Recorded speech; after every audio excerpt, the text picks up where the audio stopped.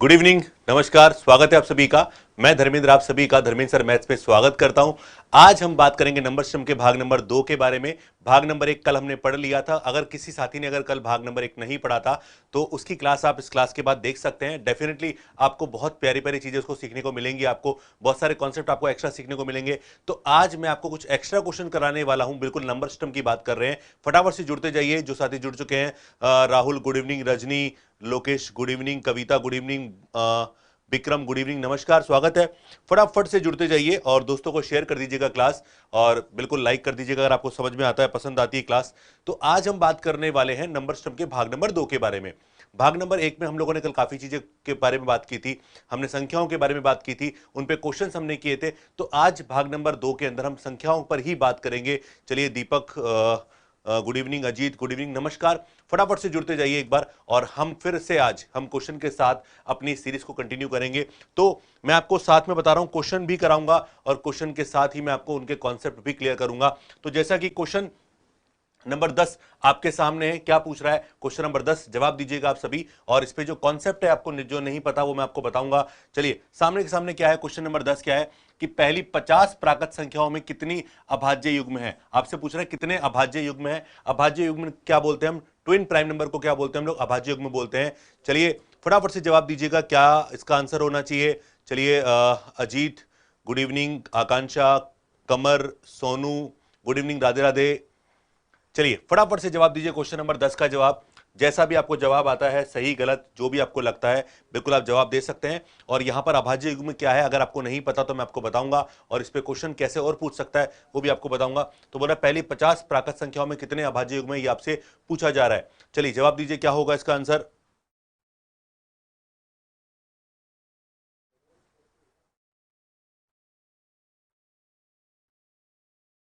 बिल्कुल सुमन, पूरा टॉपिक नहीं पूरा सिलेबस होगा बेटा, पूरा सिलेबस होगा। यानी ये जो आपके एग्जाम से पहले जो दिन बाकी है, इन सभी दिनों में आपके सारे सारे के सारे कॉन्सेप्ट्स होंगे, सारे के सारे कॉन्सेप्ट को कंप्लीट कराया जाएगा विद क्वेश्चंस। यानी क्वेश्चंस के साथ आपको चैप्टर कंप्लीट किया जाएगा। नौ तुक्का है सर, चलिए राहुल कह रहे हैं नौ तुक्का है। विशाल गुड इवनिंग। चलिए क्वेश्चन नंबर 10 का जवाब, पहले तो अभाज्य युग्म कितने लोगों को पता है वो इंपॉर्टेंट बात है। अभाज्य युग्म यानी ट्विन प्राइम नंबर जिसको हम बोलते हैं, अभाज्य युग्म उनको कहा जाता है। क्या होते हैं पहले उनके कॉन्सेप्ट के बारे में बात करेंगे, उसके बाद नहीं पता सर, कविता कह रही हैं। बाकी लोग भी जवाब दे सकते हैं क्या होना चाहिए। चलिए पहले मैं आपको बताता हूं अभाज्य युग्म क्या होता है। तो दोस्तों अभाज्य युग्म का मतलब होता है कि कंटिन्यू दो, यानी लगातार दो अभाज्य संख्याएं, लगातार दो अभाज्य संख्याएं जिनके बीच में कितने का अंतर हो, दो का अंतर हो। लगातार दो अभाज्य संख्याएं जिनके बीच में दो का अंतर हो, उसे हम क्या बोलते हैं, अभाज्य युग्म बोलते हैं। जैसे कि मैंने कुछ अभाज्य संख्या लिखी, 2, 3, 5, 7, मैंने कुछ एग्जाम्पल लिखे, ये लगातार अभाज्य संख्याएं हैं सारी की सारी। लेकिन इसके अंदर मुझसे पूछ रहा है अभाज्य युग्म, क्या पूछ रहा है, अभाज्य युग्म। अभाज्य संख्या के बारे में नहीं पूछ रहा, अभाज्य युग्म पूछ रहा है आपसे। तो देखिएगा कैसे इसका आंसर निकाल सकते हैं। देखिएगा बार, सबसे पहले हम बात करें 2 और 3, इनके बीच में अंतर कितना है, अंतर है 1 का। क्या ये अभाज्य युग्म होगा, बिल्कुल नहीं होगा।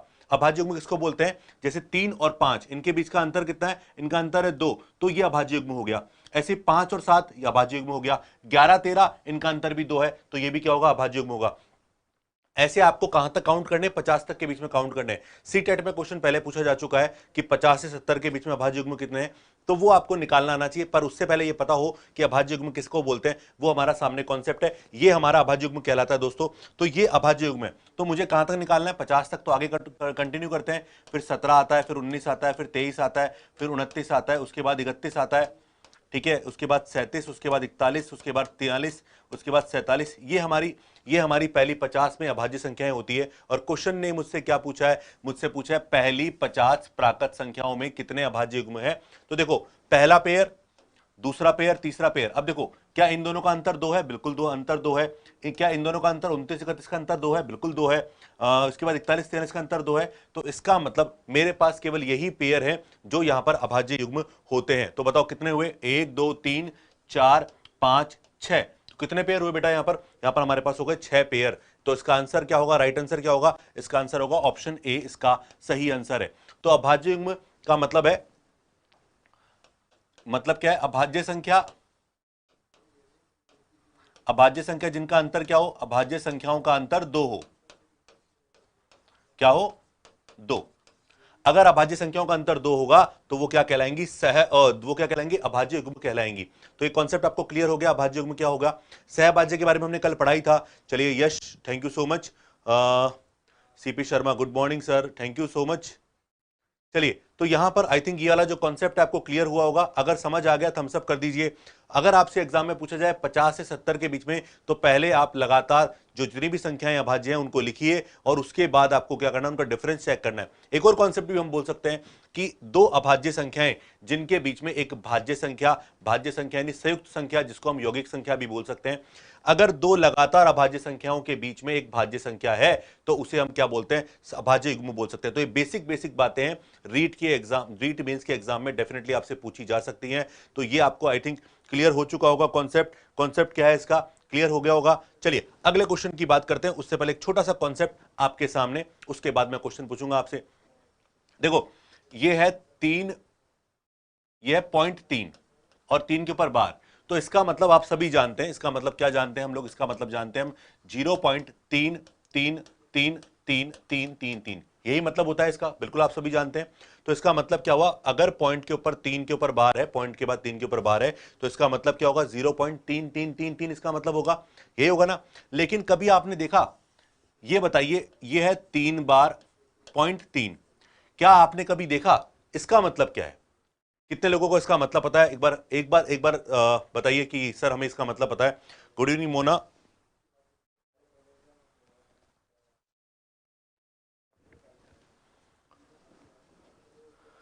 ये इसका मतलब तो सबको पता है, इसका मतलब बताइए, क्योंकि ये जो क्वेश्चन आपके, ये मैं आपको फिर बोल रहा हूं, आपके सिलेबस में ये टॉपिक जुड़ा हुआ है और ये क्वेश्चन जो मैं आपको बता रहा हूं एग्जाम में आपके बन सकते हैं। उम्मीद रखिएगा डेफिनेटली आपके क्वेश्चन ये बन सकते हैं जो मैं आपको बता रहा हूं। चलिए क्या है इसका मतलब, क्या है इसका मतलब, 3 बार पहले है, पॉइंट के बाद 3 लिखा हुआ है, इसका मतलब क्या है? चलिए राहुल ने बताया है -3 प्लस 0.3, विक्रम ने दिया -3। ओके, बाकी लोग भी जवाब दे सकते हैं। और हाँ, इसकी पीडीएफ प्राप्त करने के लिए ऊपर एक टेलीग्राम का लिंक दिया हुआ है, उस टेलीग्राम चैनल को आप सब्सक्राइब कर सकते हैं, वहां पर आपको इनकी पीडीएफ अवेलेबल होगी जो मैं आपको बता रहा हूं। तो दोस्तों इसका मतलब मैं आपको बताऊं, इसका मतलब ये है कि यहां पर 3 तो माइनस का है, 3 किसका है, माइनस का, और 0.3 जो है वो किसका है बेटा, वो प्लस का है। इसका मतलब क्या है, 3 तो है माइनस का और 0.3 किसका है बेटा, प्लस का है। अब जैसे हम एक एग्जाम्पल और देखें, जैसे मान लीजिए लिखा हुआ है 2 बार 0.3 बार। अब देखो पॉइंट के बाद बार का मतलब तो क्या होता है, पॉइंट से पहले बार का मतलब -2 और पॉइंट के बाद बार का मतलब 0.333333 अनंत तक चलेगा। तो इसका मतलब ये होता है, बिल्कुल होता है, ठीक है। आपके शॉर्ट से सीखा, बिल्कुल हाँ, मैंने शॉर्ट डाला था इसके ऊपर। 2 बार प्लस 3 बार, इसका मतलब -2 है और 3 बार के ऊपर मतलब क्या है, 3 रिपीटेशन में है। तो यहां पर इसका मतलब ये होता है। तो ये कॉन्सेप्ट क्लियर हुआ। अब देखो इसके ऊपर क्वेश्चन की बात करें तो क्वेश्चन क्या है आपके सामने, ये ऐसा क्वेश्चन अधीरस बोर्ड ने एक बार पहले पूछा है, ऐसा क्वेश्चन एग्जाम में आया है। Good evening Sunita, good evening Yamini, नमस्कार, स्वागत है आपका। तो यहां पर क्वेश्चन नंबर 11 जो आपके सामने है, इस तरह का क्वेश्चन एग्जाम में पूछा गया है और डेफिनेटली इस तरह का क्वेश्चन हो सकता है, उम्मीद है इस बार आपके एग्जाम में आ जाए। क्या लिखा हुआ है, लिखा हुआ है माइनस मतलब 2 के ऊपर बार 0.3 प्लस 2 के ऊपर बार 0.3 के ऊपर बार 2.3 के ऊपर बार प्लस 2.3, इसका आंसर निकालना है। अब इसका आंसर निकालने के लिए पहले आपको ये पता होना चाहिए कि इसका मीनिंग क्या था। मीनिंग मैंने आपको बता दिया। चलिए जवाब दीजिए, आप लोग जितने भी जुड़े हुए हैं फटाफट से क्वेश्चन नंबर 11 का जवाब दीजिए। ऑप्शन आपके सामने है।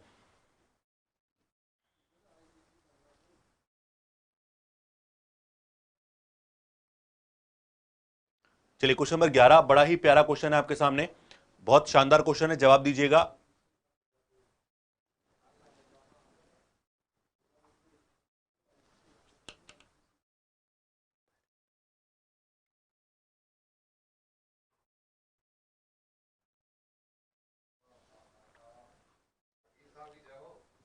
चलिए क्वेश्चन नंबर 11 का जवाब दीजिए, क्या होगा।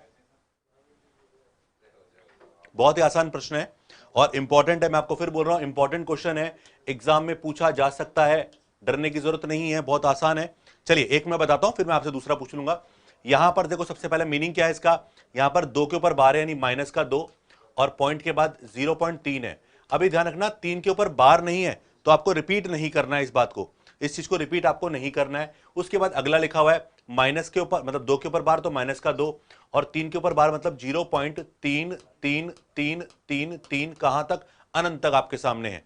ठीक है, उसके बाद हम बात करें 2.3 के ऊपर बार है तो 2 तो प्लस का हो गया, और 0.3 बार यानी 3 क्या हो गया, अनंत तक चलेगा, वही सेम। और उसके बाद 2.3 है केवल, तो 2 तो हमारे पास प्लस का है और 0.3 भी हमारे पास क्या है, प्लस का है। तो देखो अब अगर मैं इन सबको जोड़ता हूं तो देखो यहां पर क्या हुआ, 2 बार है, माइनस के 2 बार 2 प्लस के, तो ये तो कट गया सारा का सारा भाई। 2 बार माइनस का मतलब क्या है, माइनस का 4, ये प्लस का 4, आपस में खा गए दूसरे को, बिल्कुल खत्म हो गया यहां पर। अब इन सबको जोड़ो एक बार, इन सबको जोड़ेंगे, देखो 3 दूनी 3 और 3 6, 3 और 3 6, 3 और 3 6। अब यहां 3 कितनी बार है, 4 बार, 3 चौक 12 का 2, एक हासिल चला गया तो बचा 1.26। अब देखो ये आगे से चलता आ रहा है बेटा, ये आगे से चलता आ रहा है, तो इसका आंसर देखो कौन सा मैच होना चाहिए, 1.2, और केवल 6 रिपीट हो रहा है, तो इसका आंसर क्या होगा दोस्तों, इसका आंसर होगा 1.26, 6 के ऊपर बार है केवल, तो इसका आंसर क्या होगा, केवल ऑप्शन बी इसका राइट आंसर है। और जवाब मुझे ऑप्शन बी दिया था, मोना ने पहले बी दिया था, राहुल ने बी दिया था, बिल्कुल बी, कविता सही है इसका आंसर, तृप्ति बिल्कुल सही है आंसर, गुड इवनिंग हरीश। तो इसका आंसर बिल्कुल यहां पर क्या होगा, बी इसका राइट आंसर है। चलो अगला ट्राई कर लीजिए आप। मैं फिर बोल रहा हूं प्रैक्टिस करनी है आपको इसकी, अच्छे से प्रैक्टिस करोगे तो ही आपको फायदा मिलेगा एग्जाम के अंदर।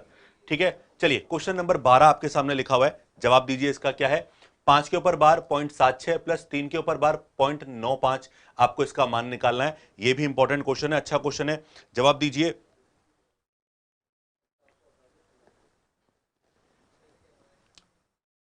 चलिए क्वेश्चन नंबर 12 का जवाब दीजिए, क्वेश्चन नंबर डाल के जवाब देना क्या है आपका क्वेश्चन नंबर, उसके बाद जवाब दीजिएगा ABCD।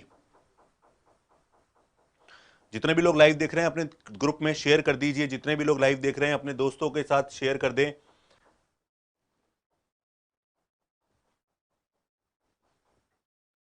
इसकी पीडीएफ के लिए ऊपर एक लिंक लगा हुआ है, पिन किया हुआ है, आप उसको सब्सक्राइब करिए, वहां पर अभी क्लास होने के बाद आपको इसकी पीडीएफ प्राप्त हो जाएगी आपको।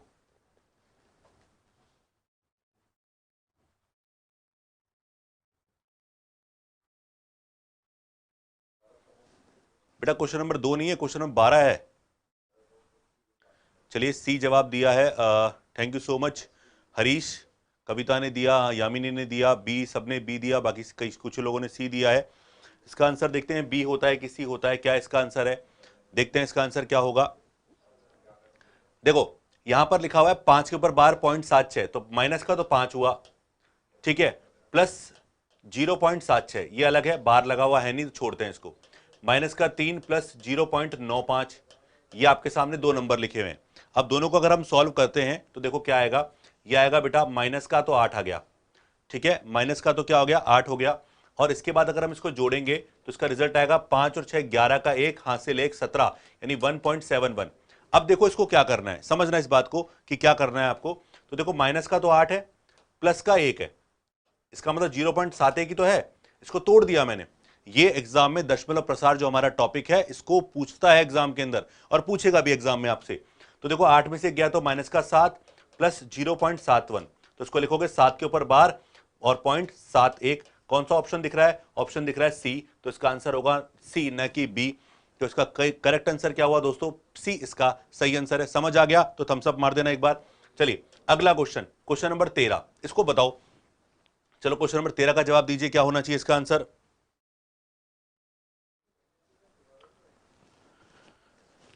क्वेश्चन नंबर 13 का जवाब दीजिए, क्या होगा।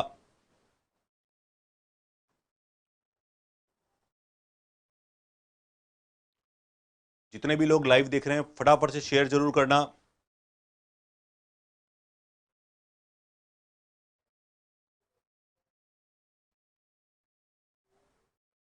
क्वेश्चन नंबर 13,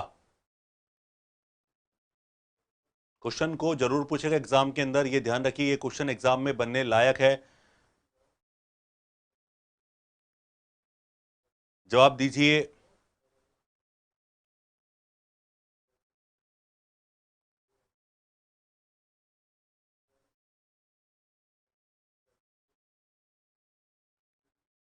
विशाल, आकांक्षा जवाब दें, संध्या गुड इवनिंग।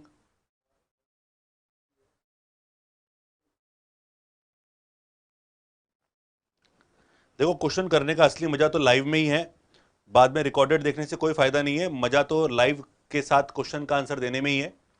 तृप्ति ने दिया बी। सबसे पहले जवाब आया तृप्ति का।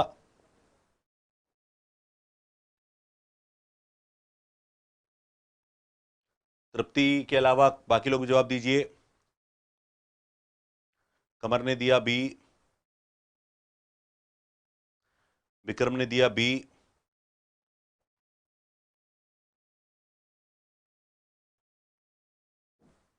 लकी ने दिया बी, अंजलि ने दिया बी। चलिए चेक करते हैं इसका आंसर। बिल्कुल वैसा ही है। देखो माइनस का तो 3 है, 0.3 प्लस का है, उसके बाद 3 प्लस का है और 0.3 बार है, तो यानी 3 3 3 ही लिखूंगा मैं इसको। यह है 3.3, तो 3 प्लस का और 0.3 भी प्लस का है हमारे पास। इसके बाद माइनस का 3 और प्लस 0.33333 इसका सॉल्यूशन। क्या कटेगा? माइनस प्लस कट गया आपस में, क्योंकि 3 2 बार माइनस में था, 2 बार प्लस में था, वो कट जाएगा। बिल्कुल आंसर सेम निकल रहा है बेटा, क्वेश्चन अलग है, रिपीट नहीं है। वो वहां 2 था, यहां 3 है। वहां 2 था और यहां क्या है? 3 है। ये डिफरेंस है दोनों में। अभी कट गया सब। अब जो को जोड़ो, 3 और 3 6, 3 और 3 6, 3 और 3 6, 3 चौक 12 का 2, कैरी 1, तो 1.266 के ऊपर क्या है? वार। यानी ऑप्शन बी इसका राइट आंसर है। देखिएगा क्वेश्चन शानदार शानदार क्वेश्चन है, आपको मिलने वाले हैं शानदार। चलिए क्वेश्चन नंबर ये है, क्वेश्चन नंबर हमारे पास 14। इसका जवाब दीजिए। इसका आंसर क्या होगा? क्या लिखा हुआ है? लिखा हुआ है 22.4 के ऊपर बार है, प्लस 11.5667 के ऊपर बार है, यहां पर 67 पे बार है, माइनस 33.599 के ऊपर बार है। इस क्वेश्चन का आंसर निकालना है। ऑप्शन आपके सामने है। चलिए क्वेश्चन नंबर 14 का जवाब दीजिए, क्या होगा? मैं आपको क्वेश्चन के साथ ही प्रैक्टिस करवाऊंगा, जिससे आपको कॉन्सेप्ट भी क्लियर हो और आपको चीजों के बारे में पता चल सके। चलिए क्वेश्चन नंबर 14 कैलकुलेटिव क्वेश्चन है, थोड़ा सा पेन चलाना पड़ेगा, लेकिन ये देखना अगर आप सीख गए तो डेफिनेटली आपको बहुत मजा आने वाला है इस क्वेश्चन का सॉल्यूशन निकालने में। क्या जवाब होगा इसका? देखिए जवाब दीजिए क्या होगा। क्वेश्चन नंबर 14 ये स्पेशली आपके सिलेबस में नया ऐड हुआ है टॉपिक। उस टॉपिक पे क्वेश्चन पक्का पूछेगा एग्जामिनर। टॉपिक क्या है? परिमेय संख्याओं का दशमलव प्रसार वाला जो टॉपिक है वो आपके जुड़ा हुआ है, तो ये दशमलव प्रसार के ऊपर ही है और इस पे क्वेश्चन पक्का बनेगा एग्जाम के अंदर। इसको कैलकुलेट करना है।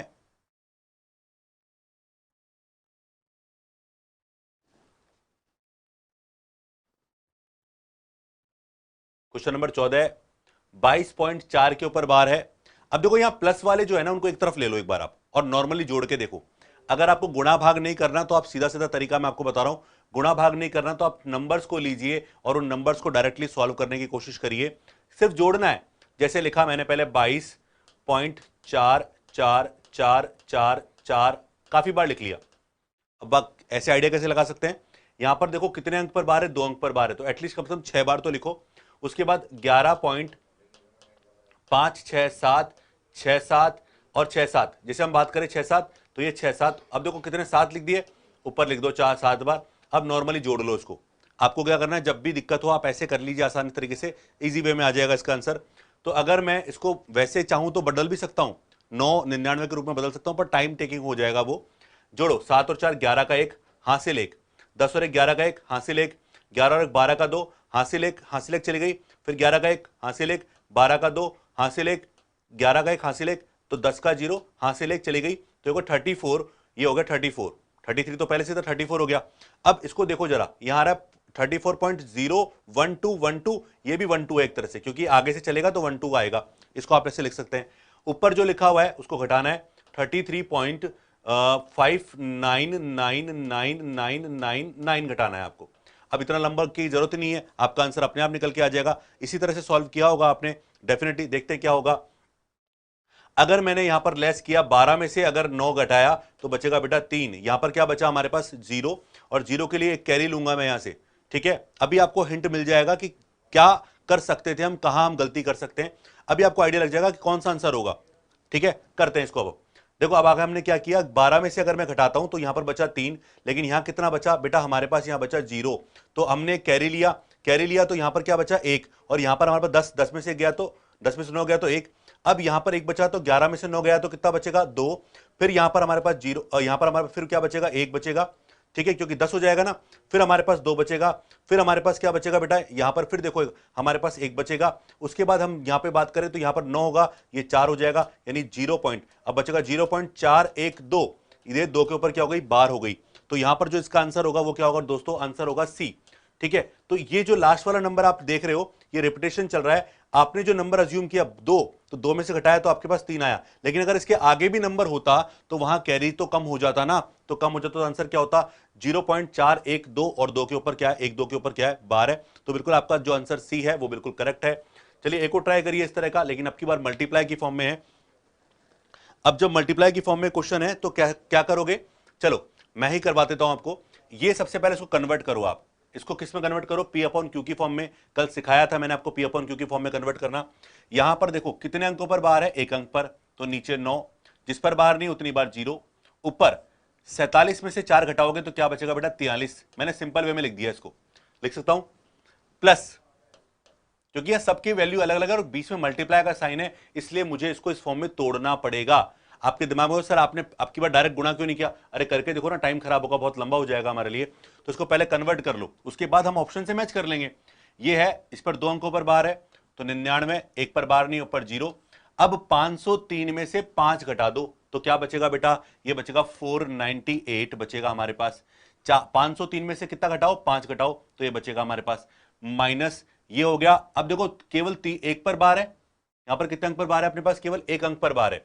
ठीक है, तो 0.39 और 9 के ऊपर बार है, तो नीचे 9, और यहां पर क्या हो गया हमारे पास, यहां पर हमारे पास हो गया बेटा 0। ठीक है, और 39 में से अगर मैं 3 घटाऊंगा तो 39 में 3 घटाऊंगा 36 बचेगा हमारे पास। क्लियर है, क्लियर है यहां तक। उसके बाद बात करूं आगे, 8 के ऊपर बार है सिंगल, तो 8/9 हमारे पास हो गया। यहां तक किसी को कोई दिक्कत है क्या, बिल्कुल दिक्कत नहीं होनी चाहिए। सिंपल वे मैंने सिंपल वे में लिखा है, कन्वर्ट करने के लिए कल वाले वीडियो को आप दोबारा देख सकते हैं, मैंने कन्वर्ट करना सिखाया। इवन काफी सारे शॉर्ट्स मैंने आपके डाल रखे हैं जिससे आपको वर्गमूल, स्क्वायर रूट, जो हमारे पे होते हैं ना, वर्गमूल, घनमूल, और जो काफी सारे कॉन्सेप्ट जो इस पे क्वेश्चन बन सकते हैं डायरेक्ट, उनके काफी सारे शॉर्ट्स आप चैनल पे जाके काफी सारे शॉर्ट्स देख सकते हैं, 1 मिनट के शॉर्ट्स होते हैं। ये कट गया हमारा कितनी बार बेटा, कट गया 4 बार।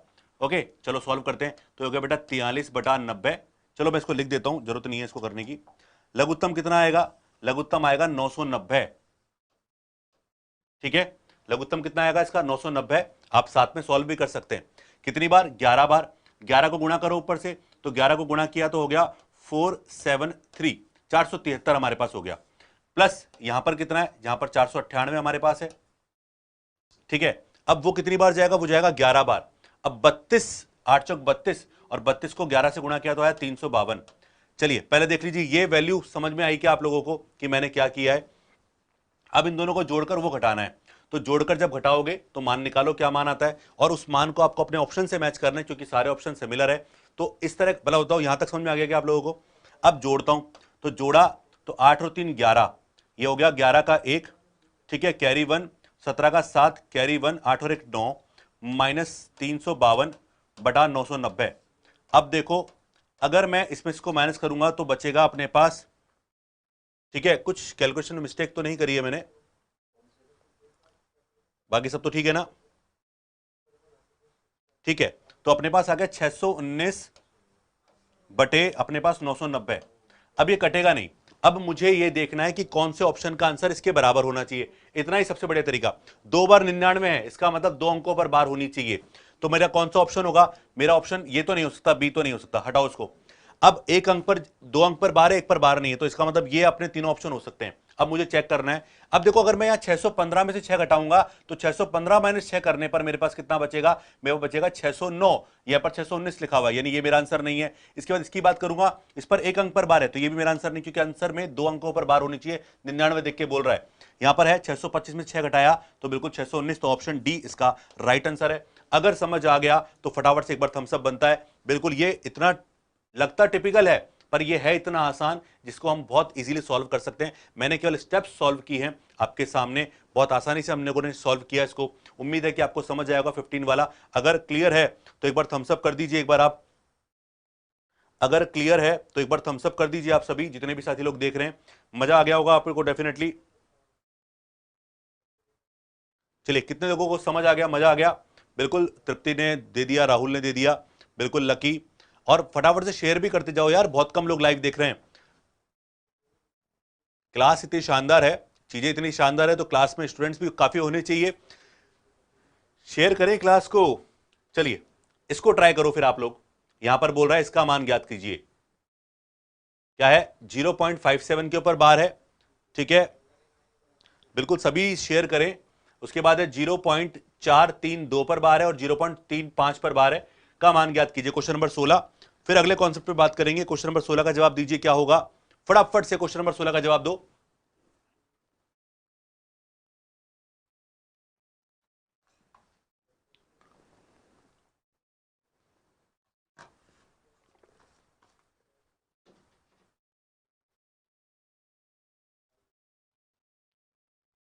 क्वेश्चन नंबर 16 केवल आपकी प्रैक्टिस के लिए सिमिलर टाइप के क्वेश्चन दिए, क्योंकि हो सकता है पहले आपने कहीं जहां भी पढ़ा हो इस तरह की चीजें आपने इतने डिटेल में नहीं पढ़ी हो। चलिए क्वेश्चन नंबर 16 का जवाब दीजिए।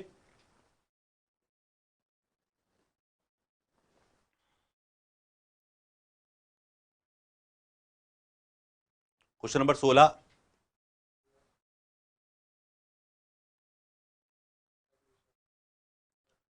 सेम वही प्लस वालों को जोड़ लो पहले। 0.57 5757 और 0.35 3535, 12 का 2 कैरी 1 9, 12 का 2 कैरी 1 9, ठीक है, ये आ गया जोड़। अब घटाना क्या है? घटाना उसको देख लो, यहां पर सिमिलर चीज क्या 92 92 आ रहा है, आप चाहो तो एक बार और लिख दो, कोई दिक्कत नहीं है। अब घटाना है 0.432 3232, इस तरह से चलेगा 32। अब आप घटाने की कोशिश करें, यहां से चाहो तो कहीं से भी स्टार्ट कर लो आप। अब डिपेंड करेगा, हम देखो 2 अंक पर, यहां पर टोटल 3 अंक है, वहां पर 2 अंक थे तो 6 अंकों तक ले लिया, 3 और 3 6 अंक ले लेते हैं, ठीक है। अब चाहो तो यहां से स्टार्ट कर लो, 9 में से 2 गया तो 7 बचा, 12 में से घटाया तो 9 बचा अपने पास, ओके। अभी आइडिया अपने आप मिल जाएगा कि कौन सा सही आंसर है। फिर 7 बचेगा, फिर यहां पर क्या बचेगा 9 बचेगा, ठीक है, फिर यहां पर 7 बचेगा, यहां पर 9 बचेगा, और यहां पर अगर हम बात करें तो हमारे पास क्या बचा, यहां पर बचा 4, तो आ गया 0.4 और 97 97 दिख रहा है। अब यहां पर सबसे पहली चीज तो क्लियर हो गई, 0.4 वाला आंसर होना चाहिए। 0.4 और 4 रिपीटेशन में नहीं है, तो इसका मतलब ये आंसर नहीं है, ये आंसर नहीं है। अब बचे ये दोनों आंसर। अब इसको देखो एक बार, हमारे साथ क्यों आ रहा है? क्योंकि हम इसको पीछे से लेकर आ रहे हैं, हम पीछे से लेकर आ रहे हैं, तो इसका आंसर क्या आएगा? इसका आंसर आएगा ऑप्शन सी, 0.498 इसका राइट आंसर होगा। तो उम्मीद है कि आपको ये क्वेश्चन भी आपको समझ आया होगा कि किस तरह से इस क्वेश्चन का आंसर हम निकाल सकते थे। ये इसका तरीका था। अब हम 4 तक तो बहुत दूर चला गया, क्योंकि हम जो नंबर ले रहे हैं वो आगे भी तो कैरी फॉरवर्ड होगा एक तरह से, ठीक है। तो ये इसका सॉल्यूशन था और इसी तरह से इसका आंसर निकाल सकते हैं हम लोग। क्लियर है? क्लियर है, बिल्कुल सी इसका सही आंसर है। लकी चेक करो बेटा, ये तो अपन ने यहां से स्टार्ट किया है ना, ये तो स्टार्ट किया है यहां से, आगे से भी तो आगे रहा है, आगे से तो आ रहा है हमारे पास ये। चलिए अब बताओ क्वेश्चन नंबर 17। चलो क्वेश्चन नंबर 17 ट्राई करते हैं। क्या है? यदि n एक प्राकृत संख्या, प्राकृत संख्या क्या होती है बेटा? 1 2 3 4 5 6 की फॉर्म में होती है प्राकृत संख्या। तो क्या कह रहा है? तो 9 की पावर 2n माइनस 4 की पावर 2n जो है वो हमेशा किससे विभाजित होगा? यहां पर n क्या है बेटा? n एक प्राकृत संख्या है, तो मुझसे पूछ रहा है कि ये जो नंबर रिजल्ट देगा वो नंबर किससे डिवाइड होगा? जवाब दीजिए, बहुत ही आसान है, हिंट मैं आपको दे रहा हूं। आप क्या करिए, यहां n का मान रख के देखिए, n का मान एक बार 1 रखें, n का मान 2 रखें, क्योंकि प्राकृत का मतलब है 0 नहीं रख सकते आप। 1 2 3, आपको आइडिया लग जाएगा कि कौन सा ऑप्शन यहां पर कारगर साबित होगा, कौन सा ऑप्शन इसका आंसर देगा। क्वेश्चन नंबर 17 का जवाब दीजिए। क्वेश्चन नंबर 17 का जवाब दीजिए, क्या होगा इसका आंसर?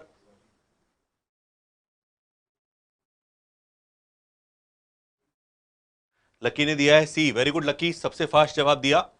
और फटाफट सब क्लास को शेयर कर दो अपने ग्रुप में।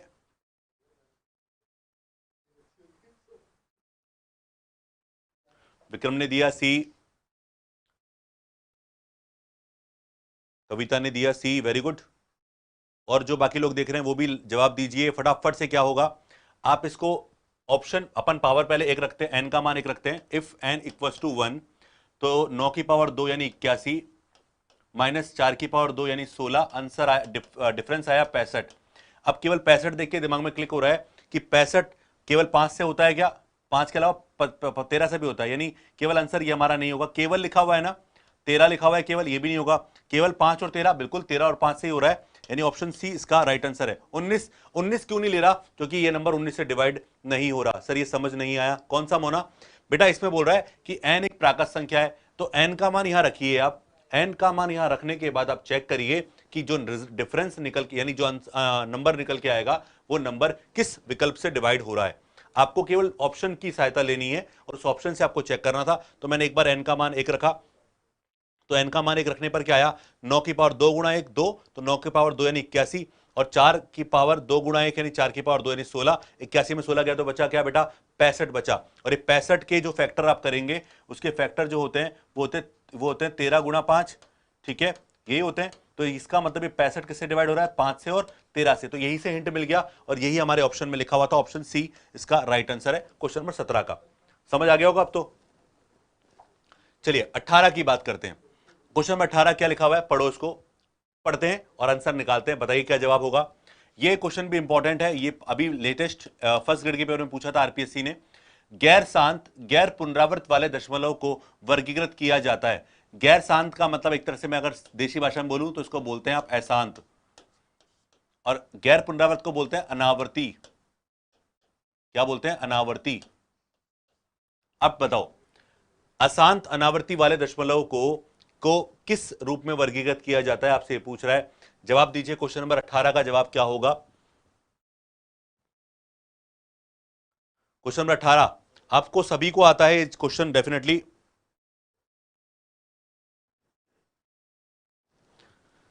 लकी ने जवाब दिया सबसे पहले, राहुल ने जवाब दिया। राहुल चेक कर एक बार अपना आंसर, क्या दे रहे हैं आप? लोकेश ने दिया, लोकेश रजनी ने दिया ए।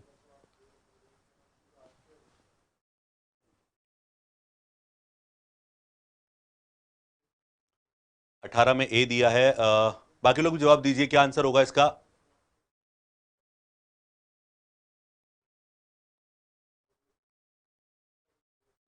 बहुत आसान है इसका आंसर। तो बेटा इसका आंसर क्या होगा? ऑप्शन ए बिल्कुल सही है इसका आंसर। अब मैं एक छोटा सा चार्ट बना के आपको कुछ डिफरेंसेस हैं वो मैं आपको क्लियर कर रहा हूं कि क्या होती हैं चीजें। देखना एक बार आप। देखो, सबसे पहले बात करें दशमलव संख्याओं की। डेसिमल नंबर को हम दो भाग में डिवाइड करते हैं। एक का नाम है शांत, एक का नाम है अशांत। शांत मतलब होता है टर्मिनेटिंग डेसिमल नंबर। इससे आपको समझ में आ जाएगा कि क्या हो रहा है, ठीक है। तो यहां पर क्या लिखा हुआ है? शांत। शांत का मतलब होता है पॉइंट के बाद वैल्यू रुक जाए, उसको हम बोलते हैं शांत। तो जितने भी शांत दशमलव होते हैं दोस्तों, वो सब क्या कहलाते हैं? वो सब परिमेय कहलाते हैं। वो सब क्या होते हैं? परिमेय। मैं आपको एग्जांपल से बताऊंगा परिमेय क्यों होते हैं। अशांत जितने भी होते हैं उनके दो भाग किए जाते हैं। एक का नाम है आवर्ती, एक का नाम क्या है? एक का नाम है आवर्ती, और दूसरे का नाम क्या है? अनावर्ती। आवर्ती दशमलव जितने भी होंगे वो सब क्या होंगे? परिमेय। और अनावर्ती वाले जितने भी होते हैं वो सब क्या होते हैं? अपरिमेय। अब मैं आपको एक एग्जांपल से बता रहा हूं जिससे आपको क्लियर हो जाएगा कि परिमेय क्यों है और अपरिमेय क्यों क्यों होते हैं, ठीक है। अब देखना जरा आप एक बार, सुनो कुछ एग्जांपल।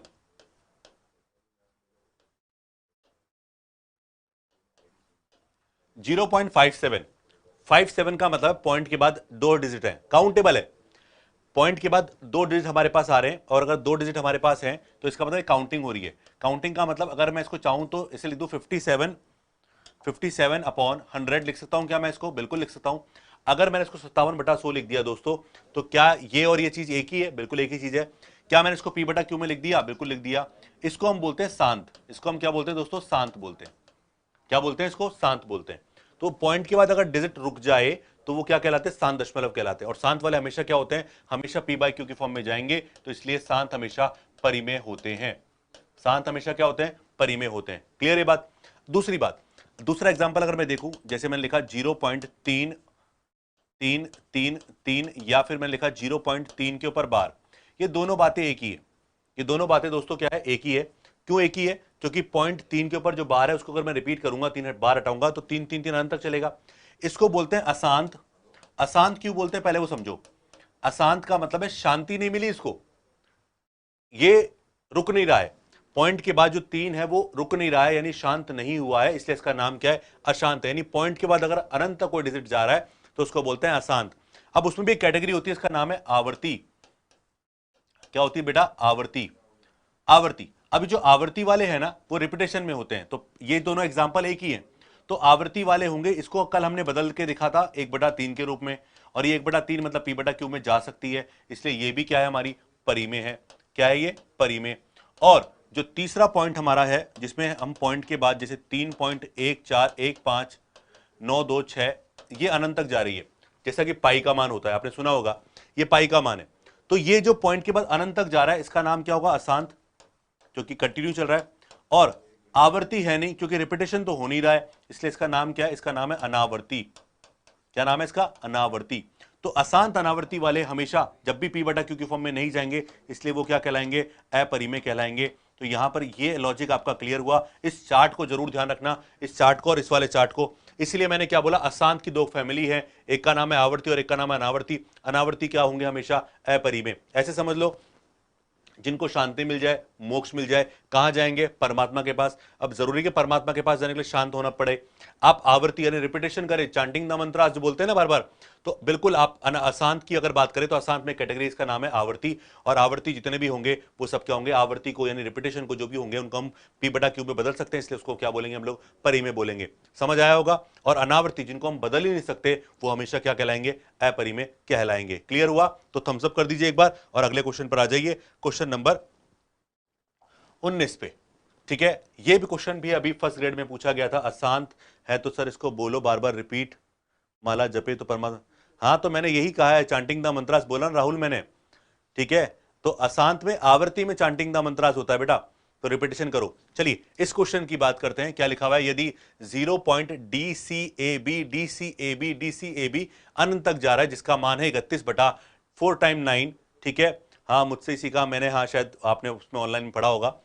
तो आपसे बोल रहा है ABCD, यहां अलग अलग अंक हैं, सब अलग अलग अंक हैं।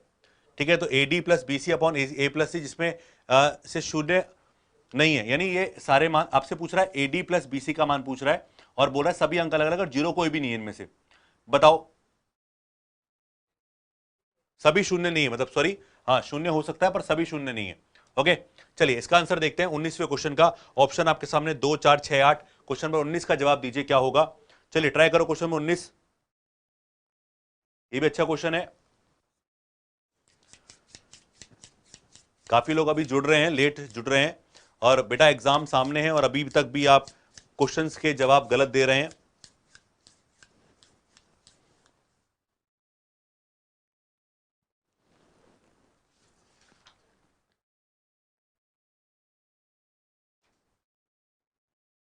चलिए क्वेश्चन 19 का जवाब दीजिए।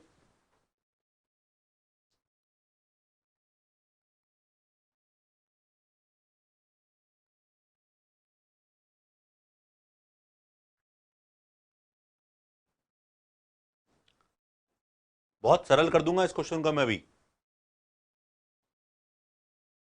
एक तरीका तो आपके सामने है कि आप जाओ तो भाग लगा लो।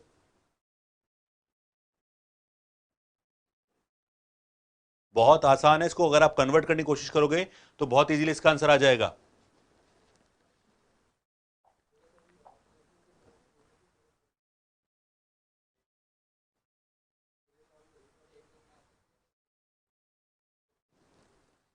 मोना ने दिया है A। ओके, बहुत आसान है।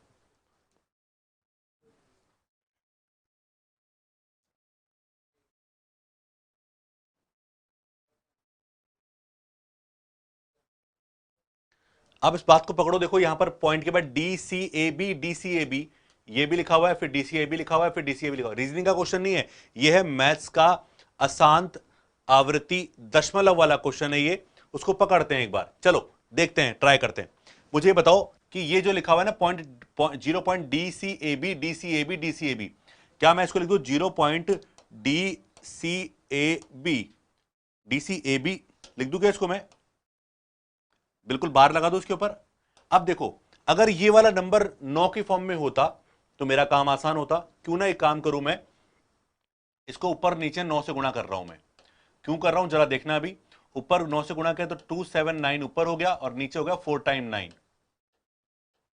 ओके, अब बताओ 4 बार 9 कब आता है? 4 बार 9 नीचे कब आता है? जब ऊपर 4 अंकों पर बार लगी हो, यानी 279 और 4 नहीं इसलिए 0 लगा दिया आगे। अगर इस नंबर की बात करूं, देखना जरा, इस नंबर की बात करूं तो क्या इस नंबर को जब मैं सॉल्व करूंगा तो क्या वही रिजल्ट आएगा? 279 4 अंकों पर बार है, पॉइंट 0 पर लगा दिया, फर्क पड़ेगा नहीं। तो ये हो गया 0.279 के ऊपर बार लगाया, इसको हटाऊंगा बार को तो 4 अंकों पर बार है तो 4 बार 9 नीचे और 279 एज इट इज चिपका दिया।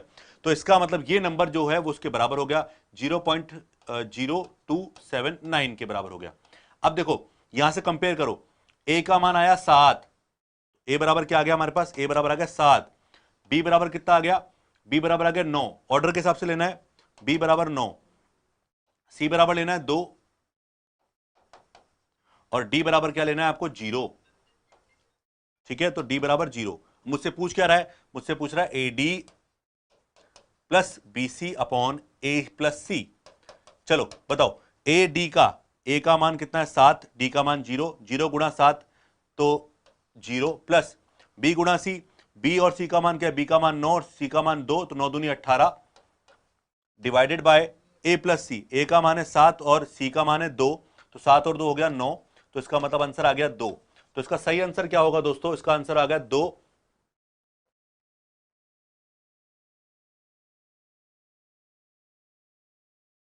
तो इसका आंसर बिल्कुल, इसका आंसर आएगा 2। कोई बात नहीं लकी, तो आंसर 2 इसका राइट आंसर है।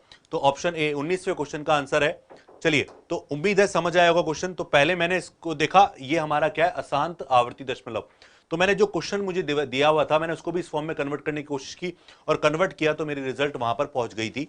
उम्मीद है कि आपको ये कॉन्सेप्ट भी क्लियर हुआ होगा। अगर समझ आ गया हो तो एक बार थम्स अप कर दीजिएगा एक बार कि सर ये चीज क्लियर हो गई हमारे को। चलिए, क्वेश्चन नंबर 20, ये क्या कह रहा है? एक, यदि लिखा हुआ है ए 2 अंकों की एक अभाज्य संख्या है।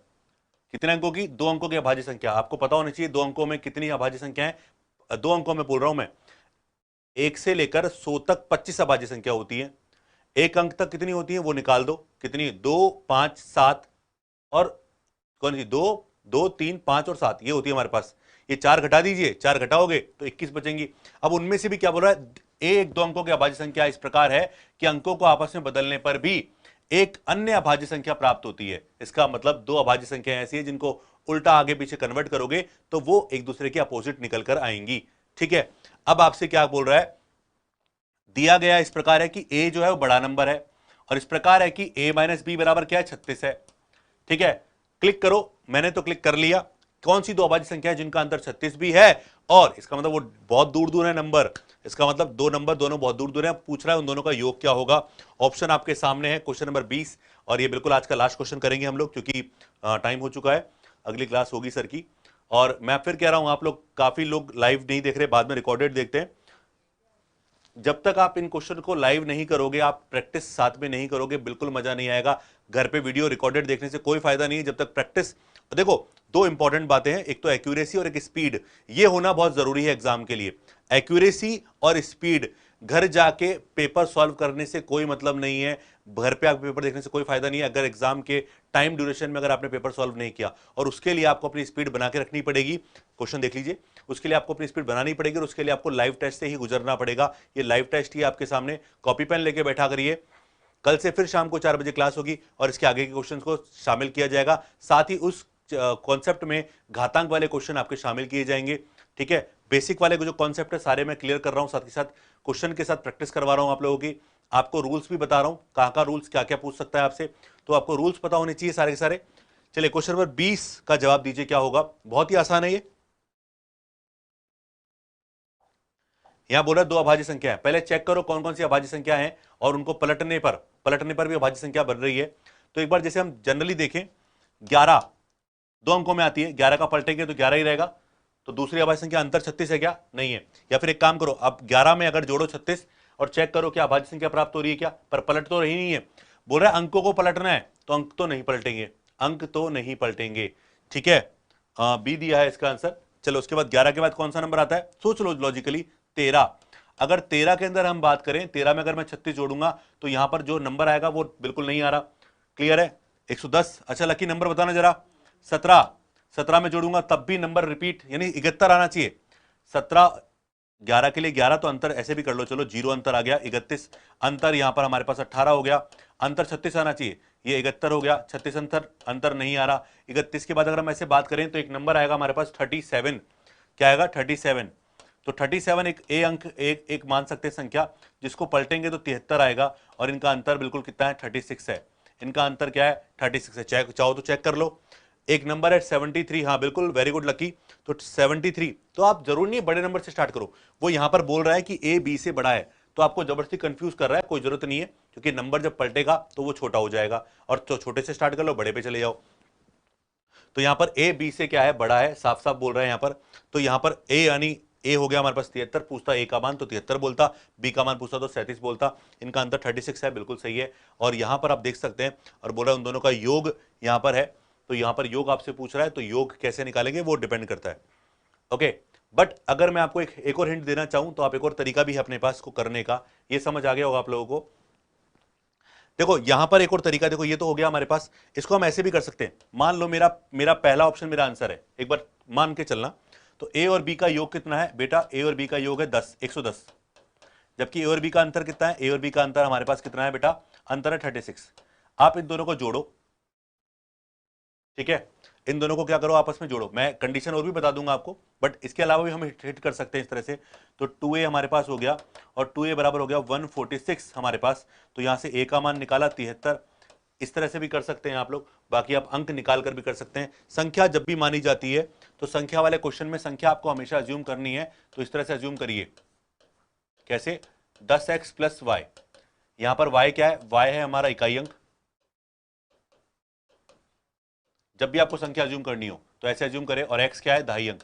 दहाई अंक को हमेशा किससे गुणा करेंगे आप, 10 से, और इकाई अंक को किससे गुणा करेंगे आप, हमेशा 1 से गुणा करेंगे, ठीक है।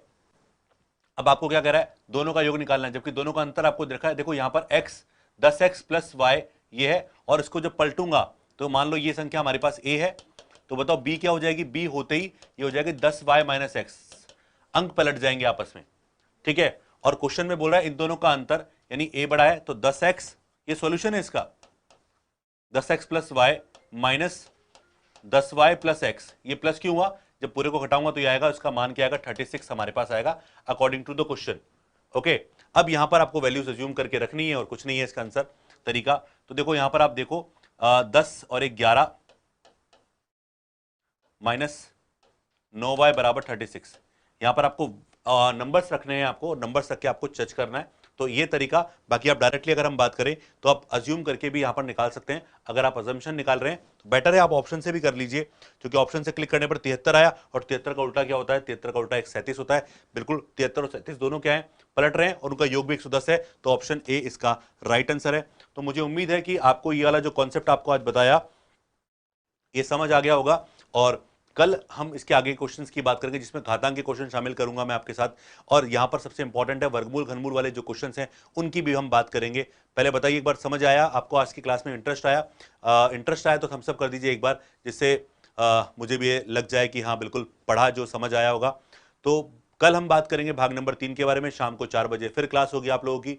चलिए, तो मैं आप लोगों से विदा चाहूंगा, फटाफट उससे पहले एक बार थम्स अप कर दीजिए। हाँ, और इसकी अगर पीडीएफ चाहिए तो टेलीग्राम लिंक आपके सामने है, उस पर जाके सब्सक्राइब करिएगा, आपको बिल्कुल यहाँ पर जो इसकी पीडीएफ है वो आपको उपलब्ध हो जाएगी। चलिए, Rahul thank you so much, Mona, Kavita thank you so much, Tripti thank you so much. बाकी एक बार छोटा सा काम, और शेयर भी करना है आप लोगों को अपने दोस्तों के साथ, शेयर नहीं कर रहे आप लोग बिल्कुल भी। मोना, रजनी, कविता, संध्या थैंक यू सो मच, धन्यवाद, आपसे विदा चाहता हूं।